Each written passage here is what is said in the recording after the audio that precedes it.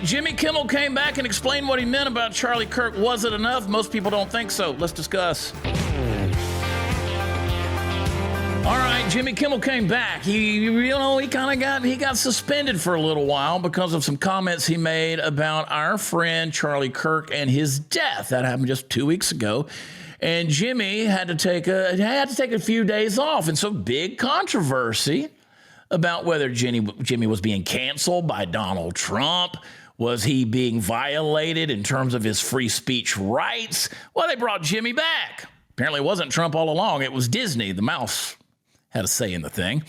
Here's what Jimmy said his first night back. Here's what he had to say about his comments that got him into hot water. Let's see what he said. I don't think what I have to say is going to make much of a difference. If you like me, you like me. If you don't, you don't. I have no illusions about changing anyone's mind. But I do want to make something clear because it's important to me as a human, and that is you understand that it was never my intention to make light of the murder of a young man. I don't think there's anything funny about it. I posted a message on Instagram on the day he was killed, sending love to his family and asking for compassion, and I meant it, and I still do.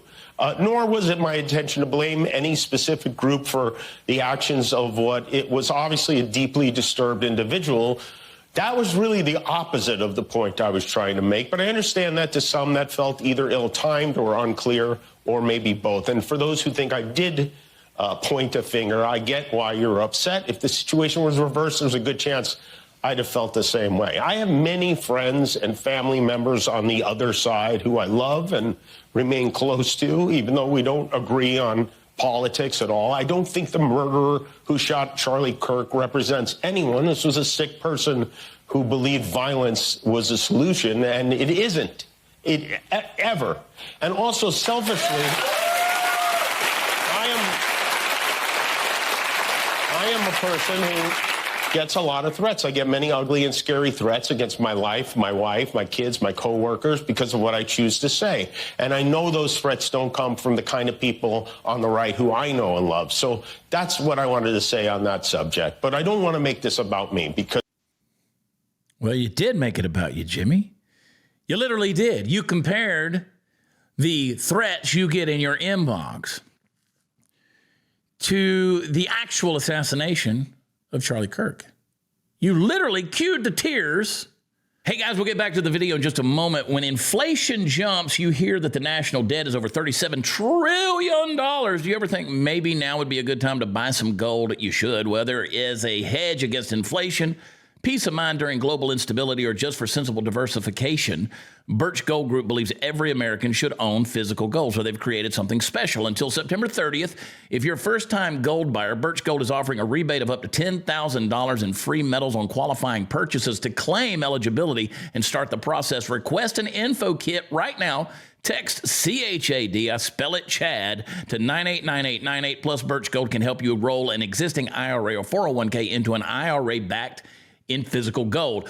And you're still eligible for the rebate on free metals of up to $10,000. Birch Gold is the only precious metals company I trust, as do tens of thousands of their customers. So make that decision right now. If it's your first time to buy gold, take advantage of a rebate up to $10,000 when you buy by September 30th. Text my name, Chad, to 989898. Claim your eligibility and get a free info kit on how you can diversify your retirement backed by gold. Again, text Chad to 989898.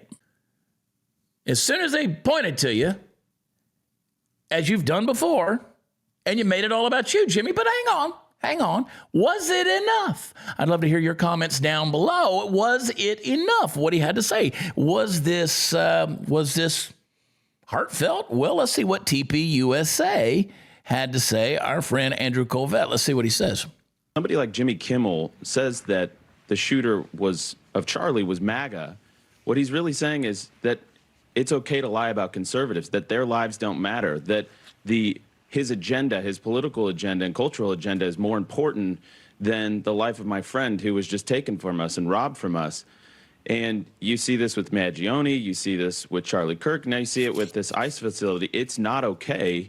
And when people like Jimmy Kimmel skirt the truth, when they refuse to take accountability for their actions, then that sends a signal that there's a whole institutional machinery apparatus that's prepared to defend these evildoers, and that's not okay. What we need is, I'm sorry, I lied, I was wrong, and I won't do it again. And my apologies to the Kirk family and to Erica Kirk. So, Andrew, I'm just going to... And that would have been contrition. Yeah, I apologize for interrupting you. I just want to get this on in case we get it. All right, let me tell you something. And good job, Andrew. Thank you for calling that out. I wouldn't expect anything less from you, my friend. You know, intention, saying it's not my intention. Intention, it doesn't heal wounds. Intention doesn't rewind the tape. Intention doesn't undo the fact that you used your platform, your very big platform, to smear, to twist, to politicize the death before you knew what the hell you were talking about.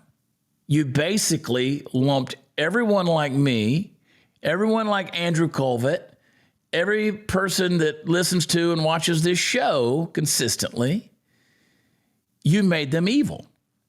And I keep turning this over in my head because the more I think about it, the angrier it makes me. We're so conditioned at accepting half apologies from celebrities in order to save their career, these carefully scripted moments where they cry just enough and pause just enough, smile just enough to make us feel like, oh, they've been humbled. No, that's theater, that's spin, that's PR damage control wrapped in the crocodile tears. And what bothers me is how quickly America just laps it up. We say, well, he showed some emotion, so I guess that's enough. No, not enough. And it never will be. Because here's the truth. To Andrew's point, Jimmy didn't apologize. He didn't say the words, I was wrong. He didn't say the words, I'm sorry. He didn't even retract the poison he pumped into the atmosphere. He just rebranded it. He said, I never intended to make light of a murder. Well, congratulations. Neither did half the fools out there on social media that spread lies, but they still did it. Intention doesn't change the outcome. You said it, Jimmy. And you know what? His sister's even open for me at comedy shows. Suddenly she's unfollowed me. Wonder why? You went there, Jimmy. You branded a murderer with a political label you had no proof of, and you dragged Charlie Kirk's name into the muck while his body was still warm. And what we're left with is a late-night host who thinks his job is to play moral authority while hiding behind his jokes. And here's the thing about moral authority, Jimmy. You can't wield it when you refuse to hold yourself to the standards you demand of every damn body else.